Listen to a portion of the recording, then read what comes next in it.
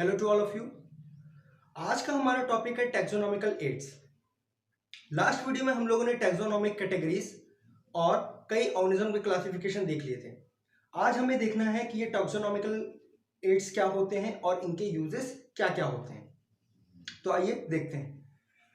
जीव वर्ग की अध्ययन के वो साधन जहां पर जीवों की जातियों के नमूनों को इकट्ठा करके, क्या मैंने बोला, जीव वर्ग की अध्ययन के वो साधन जहां पर जीवों की जातियों के नमूनों को इकट्ठा करके, सिंपल लैंग्वेज में मैं बोल देता हूं कि टैक्सोनॉमिकल स्टडीज के लिए हम लोग क्या करते हैं कि डिफरेंट टाइप के ऑर्गेनिज्म के डिफरेंट टाइप की स्पीशीज को डिफरेंट टाइप के स्पीशीज के सैंपल्स को हम लोग क्या करते हैं, एक जगह पे कलेक्ट करते हैं और उसके बाद उसका उन स्पीशीज का क्या करते हैं, हम लोग क्लासिफिकेशन करते हैं और क्लासिफिकेशन के साथ साथ उन जीवों का इंफॉर्मेशन या उन ऑर्गेनिज्म की इंफॉर्मेशन हम लोग निकालते हैं। इसके लिए मैं आपको एक एग्जांपल से समझाता हूं। मान लीजिए कि मुझे रोज प्लांट के सारे स्पीशीज के बारे में मुझे अध्ययन करना है।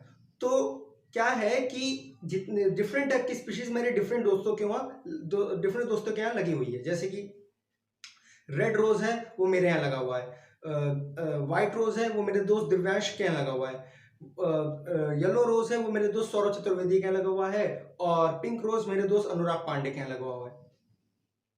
तो क्या होता है तो हम क्या करेंगे, तो अब मेरे सामने दुविधा ये है कि डिफरेंट टाइप की स्पीशीज मेरी डिफरेंट दोस्तों के यहाँ लगी हुई है। तो मैं ये थोड़ी ना करूंगा कि मैं दोस्तों के यहाँ जाकर उसकी स्टडी करूंगा। मैं क्या करूंगा कि दोस्तों से प्लांट के सैंपल्स लेके, यानी कि जो उनके स्पीशीज लगी उनके सैंपल लेके मैं क्या करूंगा, अपने यहाँ प्रिजर्व कर लूंगा और फिर उसकी क्या करूंगा, स्टडी करूंगा और स्टडी करके फिर मैं उस स्पीशीज की इंफॉर्मेशन और उसका क्लासिफिकेशन करूंगा। समझ में आया? इसका प्रयोग मानव कल्याण, ठीक है, इसका प्रयोग कहां पर, इसका प्रयोग मानव कल्याण, जीव कल्याण एवं जीवों के विकास इत्यादि हेतु किया जाता है। यानी कि हम लोग टैक्सोनॉमिकल स्टडीज करते ही क्यों हैं? अगर हम लोग टैक्सोनॉमिकल स्टडीज करेंगे तो हम लोग को किसमें फायदा होगा? ह्यूमन वेलफेयर, ऑर्गेनिज्म वेलफेयर और एवोल्यूशन के बारे में हम लोग को पता चलेगा। ह्यूमन वेलफेयर कैसे, किस फैमिली या किस ग्रुप का ऑर्गेनिज्म ह्यूमन के लिए कैसे लाभदायक है। जैसे हम लोग कहते नहीं है कि जो सीपी होती है वो मोती हम लोग को देती है, तो क्या कहते हैं हम लोग कि मोलस्कस जो फाइलम है उसमें हम लोगों को मोती मिलती है। दूसरी चीज मैंने क्या बोला, जीव कल्याण बोला। अब जीव कल्याण का मतलब क्या है कि बोल सकते हैं कि कोई प्लांट की ऐसी स्पीशीज जो एक स्पेसिफिक ऑर्गेनिज्म के लिए बहुत अच्छी हो, तो उसमें हम लोग क्या करेंगे, जब उस प्लांट की स्टडी करेंगे, उस प्लांट फैमिली की, मान लीजिए कि मैंने बताया कि जो नीम की जो फैमिली है, वो नीम की फैमिली की जो प्लांट है वो बहुत ही ज्यादा एंटीबायोटिक टाइप के होते हैं, एंटीसेप्टिक टाइप के होते हैं। तो अब मैं क्या करूंगा, सारी फैमिली के बारे में मैं क्या करूंगा, अध्ययन करूंगा और फिर मैं पता लगाऊंगा कि इनमें कौन कौन सी एंटीसेप्टिक इनमें नेचर है। और तीसरा है बायो रिसोर्स। बायो रिसोर्स का मतलब क्या है कि कौन सा ऑर्गेनिज्म किस टाइप के रिसोर्स के काम आ सकता है। जैसे कि मैं कहता हूं, हम लोग क्या बचपन में हम लोग पढ़ते हैं कि जो भेड़ होता है वो ऊन देता है, तो भेड़ से रिलेटेड जितनी भी स्पीशीज है वो डिफरेंट टाइप के ऊन देंगी। हम लोग के और भी तरह के ऑर्गेनिज्म है, जैसे ऊंट है, वहां पर किस टाइप के ऊंट किस जगह पे पाए जाते हैं, उसका हैबिटाट अलग अलग तरह के ऊंटों का अलग अलग तरह में हैबिटाट होगा। अब इंडस्ट्री में हम लोग को मालूम है कई तरह के ऑर्गेनिज्म का हम लोग यूज ह्यूमन वेलफेयर और एनिमल वेलफेयर के लिए करते हैं। जैसे कि गायों को चारा देना है तो हम लोग उसमें क्या मिलाते हैं, कुछ बैक्टीरिया रिलेटेड कुछ हम लोग कंपोनेंट्स मिलाते हैं, कुछ प्लांट रिलेटेड कंपोनेंट्स मिलाते हैं। तो इससे क्या होता है, एक गाय को फायदा होता है। हम लोग ह्यूमन वेलफेयर में करते हैं तो ह्यूमन वेलफेयर में किस लिए, चीज बटर इत्यादि, तो वहां पे हम लोग किसका यूज कर रहे हैं, बैक्टीरिया का यूज कर रहे हैं। तो इंडस्ट्री के लिए किस टाइप का बैक्टीरिया यहाँ पे यूज होगा, किस टाइप का बैक्टीरिया नहीं यूज होगा, तो वो हम लोग कैसे पता लगाएंगे? हम लोग चेक थोड़ी ना करेंगे बार बार। हम लोग एक हम लोगों ने क्राइटेरिया बना दिया है कि इस पर्टिकुलर फैमिली के जितने भी बैक्टीरिया हैं वो इसमें काम आएंगे, तो हम लोग क्या करते हैं, तुरंत ही उस बैक्टीरिया को निकाल के उस जगह पे यूज कर लेते हैं। आया समझ में? इत्यादि में किया जाता है। नेक्स्ट पॉइंट है, वर्ग की अध्ययन हेतु कई प्रकार के वर्ग की सहायता साधन बनाए गए हैं। अच्छा, ऐसा है कि इस स्टडीज के लिए हम लोग साइंटिस्ट ने क्या बनाया, कई तरह के टैक्सोनॉमिकल एड्स बना रखे हैं। इन जीवों का वर्गीकरण एवं उस जीव से संबंधित सूचनाएं एकत्र करके जीवों को सूचना सहित संग्रहित कर लेते हैं। क्या मैं बता रहा हूं कि हम लोग क्या करते हैं एड्स के थ्रू कि हम लोग ऑर्गेनिज्म को क्या करते हैं, क्लासिफिकेशन कर लेते हैं, और अगर ऑर्गेनिज्म बहुत जरूरी है या फिर एक्सटेंट होने वाला है तो उसको हम लोग क्या कर देते हैं, उसी की इंफॉर्मेशन के साथ क्या करते हैं, प्रिजर्व कर लेते हैं। जैसे मान लीजिए कि कोई ऑर्गेनिज्म एक्सटेंट होने वाला है, उसकी स्पीशीज बहुत कम बची हुई है, तो हम लोग क्या करेंगे, उस ऑर्गेनिज्म की इंफॉर्मेशन सहित उसको उस जगह पे क्या कर लेते हैं, स्टोर कर लेते हैं, और उसको हम लोग बचाने की कोशिश करते हैं ताकि अगर उससे रिलेटेड जो भी इंफॉर्मेशन है वो उसके साथ गायब ना हो जाए, वो हमारे पास आगे तक बनी रहे। और प्रिजर्व हमेशा किस लिए, फ्यूचर के लिए ही किया जाता है। जीव वैज्ञानिकों ने जीवों को सूचना सहित संग्रहित करने के लिए कुछ साधन व तकनीक बनाए हैं। यानी कि अगर हम लोग किसी भी जगह पे थोड़ी ना ऑर्गेनिज्म को उसके इंफॉर्मेशन के साथ स्टोर कर सकते हैं, कुछ जगह तो होनी चाहिए ना, कोई प्लेस तो होना चाहिए ना कि जहां पे हम लोग को किसी ऑर्गेनिज्म को उसके इंफॉर्मेशन के साथ स्टोर कर लें। तो आइए देखते हैं कि वो टेक्निक्स या फिर वो एड्स क्या क्या है। तो यहाँ पे देखिए, various techniques for taxonomical aids. कौन कौन सी तकनीक है जो टैक्सोनॉमिकल एड्स में आएंगी, मैं इसका भी डिस्क्रिप्शन भी दूंगा। सबसे पहला है हर्बेरियम। ठीक है, हर्बेरियम अभी जो क्लास 11th में जो बच्चे आए हैं, जो स्टूडेंट्स आए हैं, उनको अभी एक फाइल बनानी पड़ेगी, क्लास 12th में एक फाइल बनानी पड़ेगी जिसको हम लोग कहते हैं हर्बेरियम फाइल। हर्बेरियम फाइल में आपको अभी मैं आपको बताऊंगा, सेम वैसा ही वहां पर आपको करना होगा। बोटेनिकल गार्डन्स यानी कि वनस्पति उद्यान, म्यूजियम यानी कि म्यूजियम जहां पर पुरानी चीजें रखी जाती हैं, स्टोर किया जाता है, जू या जूलॉजिकल गार्डन्स, चिड़ियाघर, और लास्ट में आती है की। और सबसे इंपॉर्टेंट, जो सबसे ज्यादा कंफ्यूजन बच्चों में करता है, वो करता है की, जो सबसे ज्यादा बच्चों को डिफिकल्ट और सबसे ज्यादा परेशान करती है, क्योंकि इसमें कई तरह के इंपॉर्टेंट टर्म्स होते हैं जो बच्चों को इतनी जल्दी समझ में नहीं आते। इसके कई की को स्टोर करने के या की को पढ़ने के कई और तरीके हैं, जैसे फ्लोरा, फौना, मैनुअल, मोनोग्राफ और कैटलॉग। इन सब के बारे में हम लोग डिटेल अभी स्टडी करेंगे। तब तक आप इसका एक स्क्रीनशॉट ले लीजिए, फिर मैं नेक्स्ट स्लाइड से इसके बारे में बताना शुरू करता हूं। जो सबसे पहली टेक्निक है हमारी वो है हर्बेरियम। देखते हैं हर्बेरियम क्या होता है। पहली बात, हर्बेरियम केवल और केवल प्लांट्स के लिए होता है, एनिमल्स और अनदर ऑर्गेनिज्म के लिए नहीं होता है। केवल और केवल किसके लिए होगा, प्लांट के लिए होगा, याद रखिएगा।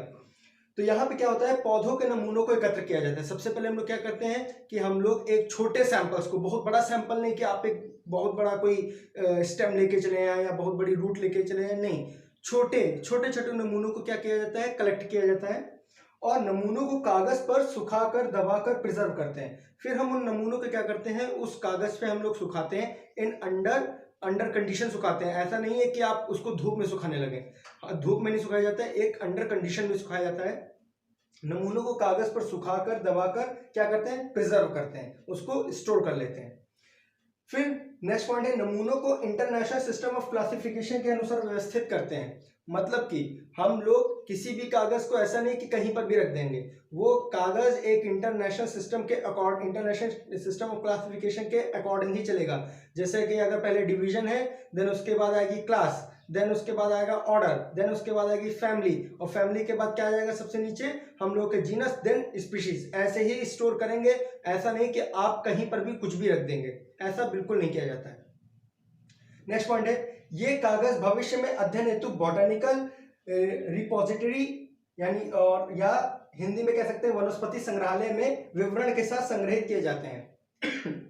सॉरी, मतलब कि ये कागज कहाँ पर संग्रहित किए जाते हैं। आप जो फाइल बनाएंगे तो वो उस फाइल का कोई वैल्यू नहीं, लेकिन जो बॉटैनिकल जो साइंटिस्ट हम लोग जो साइंटिस्ट कलेक्ट करते हैं वो कहाँ रखे जाते हैं, तो इन कागजों को भविष्य में अध्ययन हेतु, ऐसा तो है नहीं कि एक बार स्टडी कर ली गई तो वो कागज बेकार हो गया।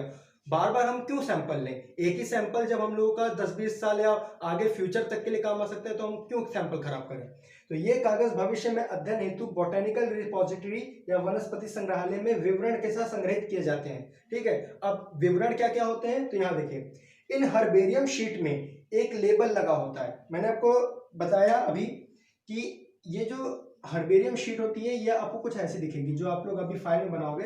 एक ऐसा पेपर होगा और यहाँ पर आपके एक इस जगह पर ऐसे एक यहाँ पर एक कॉलम होगा, यहाँ पे आपको डिस्क्रिप्शन उस प्लांट का लिखना पड़ेगा। डिस्क्रिप्शन वन वर्ड होता है और यहाँ पर क्या क्या होता है, इन हर्बेरियम शीट में एक लेबल लगा होता है जिसमें हम उस पादप नमूने का लोकल नेम, स्थानीय नाम, आप उसको अपने यहाँ पर क्या बोलते हैं, जैसे नीम को उत्तर प्रदेश में नीम बोला जाता है, कर्नाटक में कुछ और बोला जाएगा, इंग्लैंड में कुछ और बोला जाएगा, चाइनीज में कुछ और बोला जाएगा। तो चाइनीज वाला जो बंदा होगा वो चाइनीज को उस चाइनीज नाम को लिखेगा, कर्नाटक वाला बंदा होगा उस नीम का वो स्थानीय लोकल नेम वहां पर वो लिखेगा। तो इन हर्बेरियम शीट में एक लेबल लगा होता है जिसमें हम उस पादप नमूने का लोकल नेम, इंग्लिश नेम उस प्लांट का क्या है, जैसे नीम का नीम है, मैंगो का मैंगो है ना। तो इस तरीके जैसे आम का क्या है, मैंगो, तो वहां पर हम लोग क्या लिखेंगे, इंग्लिश नेम। साथ में फिर बॉटेनिकल नेम, क्या लिखा होगा, बॉटेनिकल नेम लिखा होगा। बॉटेनिकल नेम, हर प्लांट का बॉटेनिकल नेम होता है, ऐसा कोई भी प्लांट या ऐसा कोई भी ऑर्गेनिज्म नहीं है जिसका बॉटेनिकल या जूलॉजिकल नेम ना हो। Botanical name, date and place of collection, किस दिन और किस तारीख को हम लोगों ने उस नमूने को या उस सैंपल को कलेक्ट किया है, उसका पूरा वो हम लोग को लिखना पड़ता है। And name of the collector, जिस पर्सन ने उस नमूने या उस सैंपल को कलेक्ट किया है उसको अपना नाम लिखना होता है, इत्यादि लिखना होता है। एक पॉइंट मैं यहाँ पे बता रहा हूं, herbarium sheet provide quick reference for botanical taxonomical classification. आपको अगर सबसे इजी अगर बॉटनी में क्लासिफिकेशन, टैक्सोनॉमिक क्लासिफिकेशन पढ़ना है तो उसका जो सबसे इजी तरीका है वो है हर्बेरियम शीट। यानी हर्बेरियम शीट से आपको सबसे जल्दी आपको बॉटनिकल टैक्सोनॉमिकल क्लासिफिकेशन पता चल जाएगा। नेक्स्ट है जूलॉजिकल पार्क, यानी इसको हम लोग कॉमन भाषा में कहते हैं जू या फिर चिड़ियाघर। इसमें जंगल के जीवों को, कहाँ के जीवों को, जंगल, फॉरेस्ट के एनिमल्स को, जैसे शेर, हिरन, भालू, गेंडे इत्यादि को सुरक्षित वातावरण में ह्यूमन केयर के अंदर, मतलब कि उनके वातावरण के अकॉर्डिंग, उनका जो हैबिटेट है वो उसके अकॉर्डिंग बनाया जाता है। आप लोग गए होंगे अगर, जैसे ये लखनऊ है तो लखनऊ में जो हम लोग का नवाब वाजिद अली शाह जंतु संग्रहालय केंद्र है, वहाँ पे क्या होता है कि एक जो लायन का जो डेन है, जो गुफा है उसके अकॉर्डिंग बनाई गई है, तो वो उसको लगता है कि वो एक जैसा उसको रहना पसंद है वो वैसा, बिल्कुल उसको वैसा एनवायरनमेंट दिया गया है। एक चीते को जैसा एनवायरनमेंट पसंद है उसको वैसा एनवायरनमेंट दिया गया है।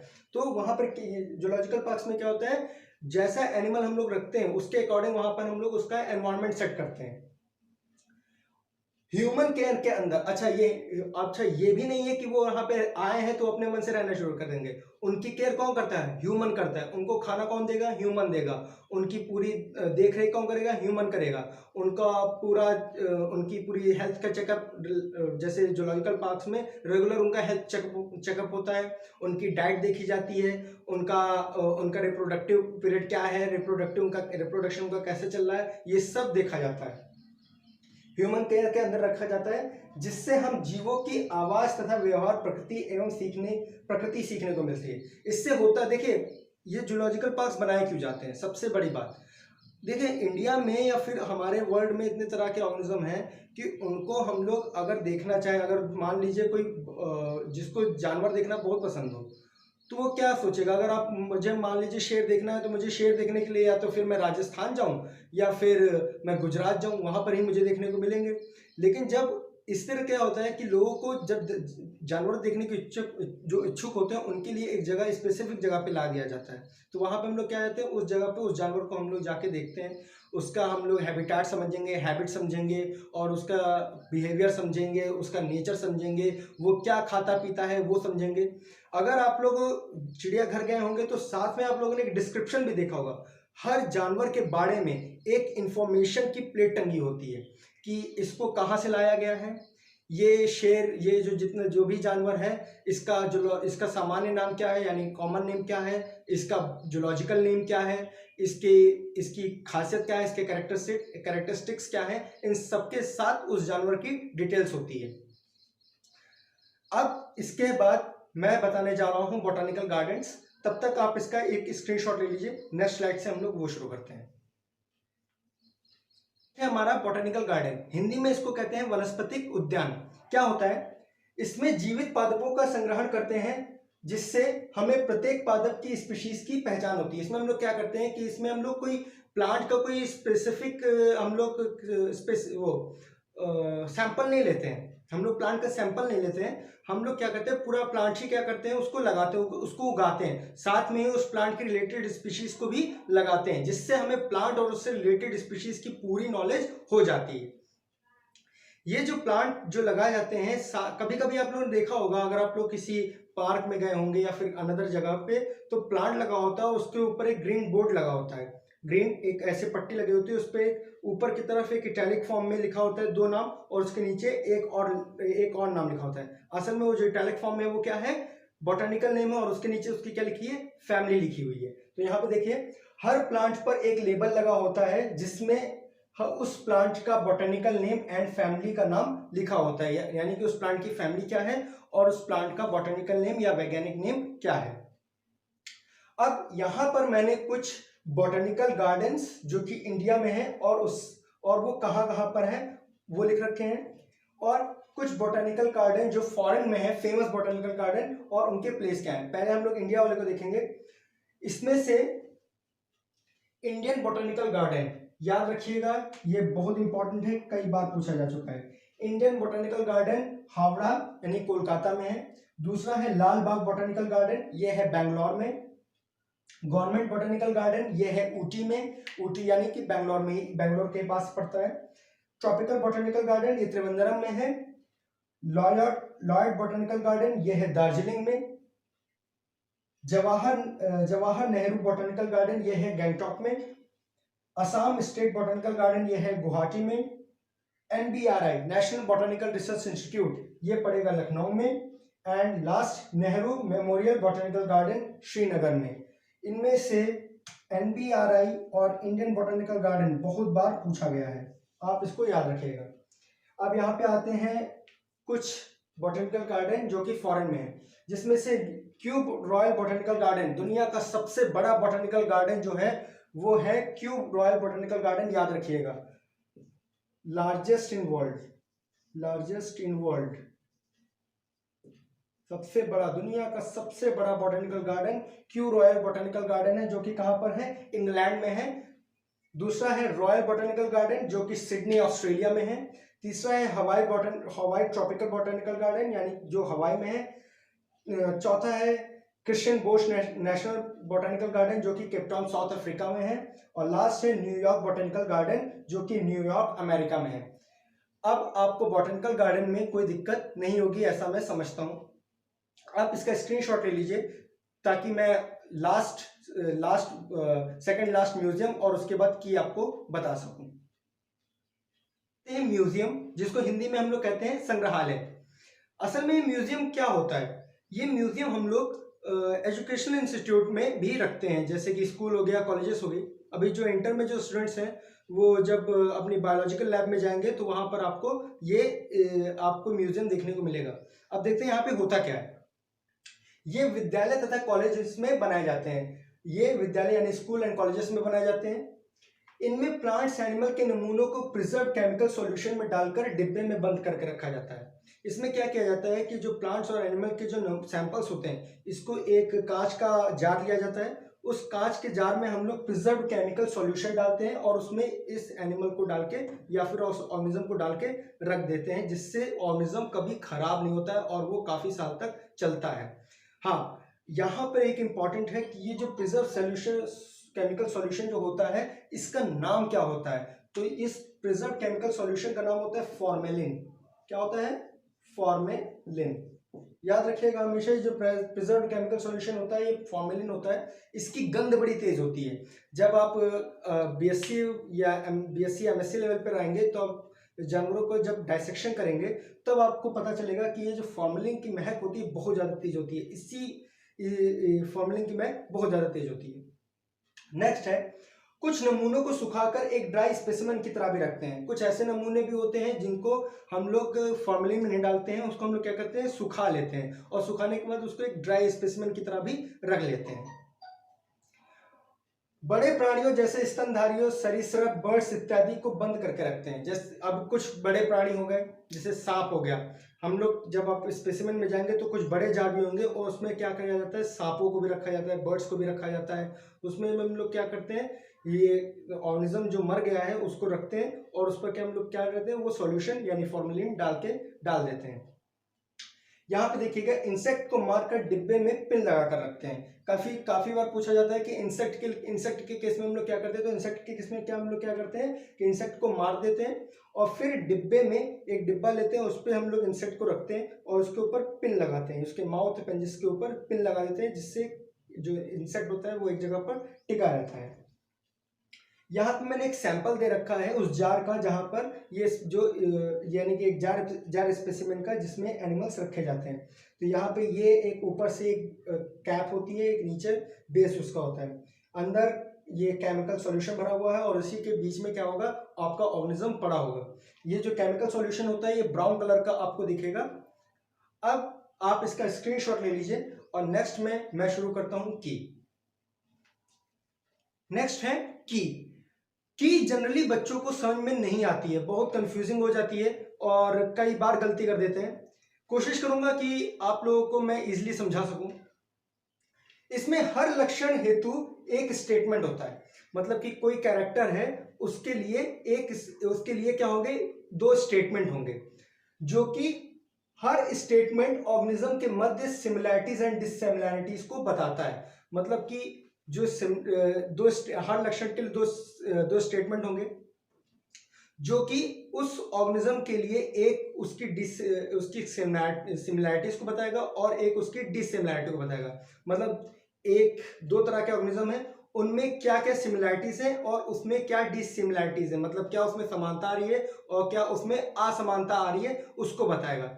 जैसे कि मैं एक एग्जांपल देता हूं, एक हम लोग बीज लेते हैं, बीज का कैरेक्टर हम लोगों ने लिया और बीज को हम लोगों ने बोला कि बीज जो है वो मोनोकॉट है और बीज जो है डाइकॉट है। और हम लोगों ने किस ऑर्गेनिज्म के लिए ले रहे हैं, नीम और मैंगो के लिए ले रहे हैं, नीम और मैंगो के लिए ले रहे हैं और उस पर किसके लिए ले रहे हैं, सीड वाइज ले रहे हैं। तो सीड में हम लोगों ने क्या देखा कि मैंने स्टेटमेंट क्या रखा है कि seed is monocot and seed is dicot. अब कौन सा सही है, सीड इज डाइकॉट, तो सीड डाइकॉट हो गया, मतलब कि इन दोनों में समानता क्या थी कि सीड जो था वो डाइकॉट था दोनों में।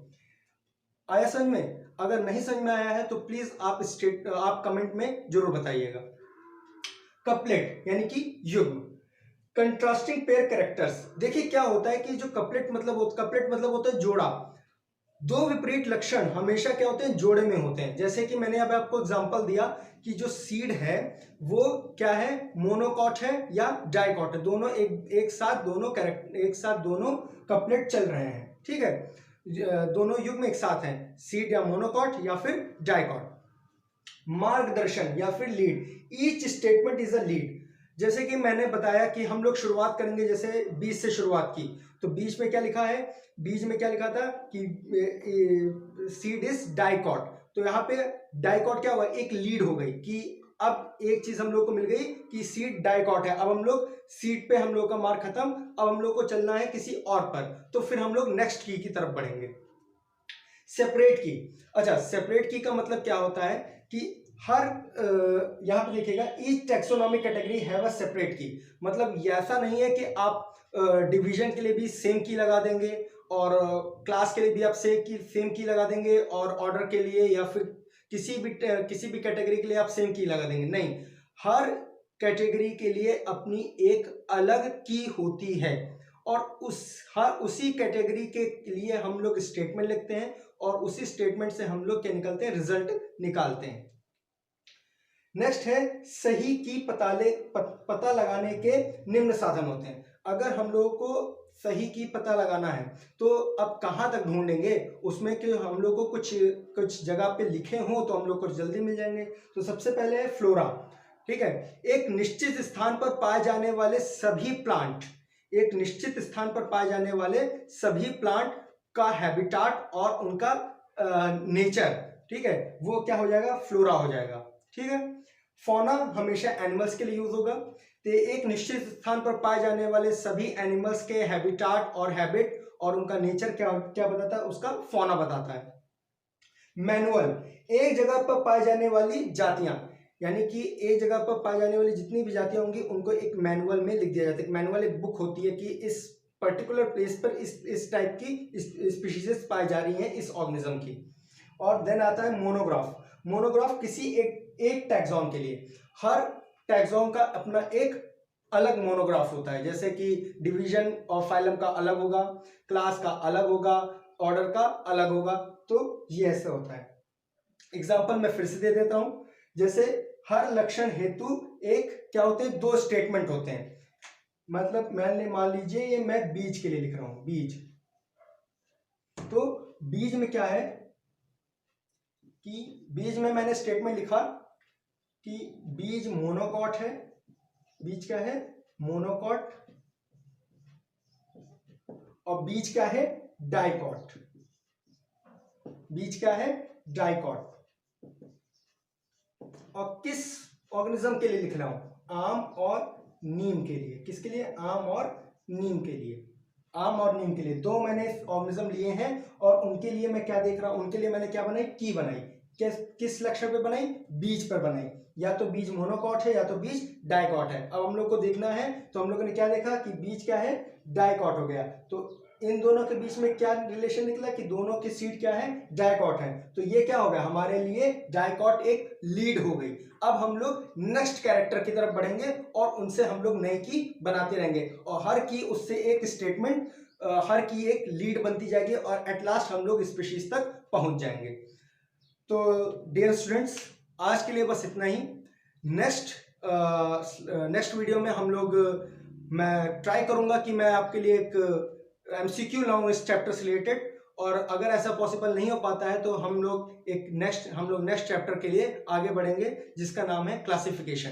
तब तक के लिए थैंक यू।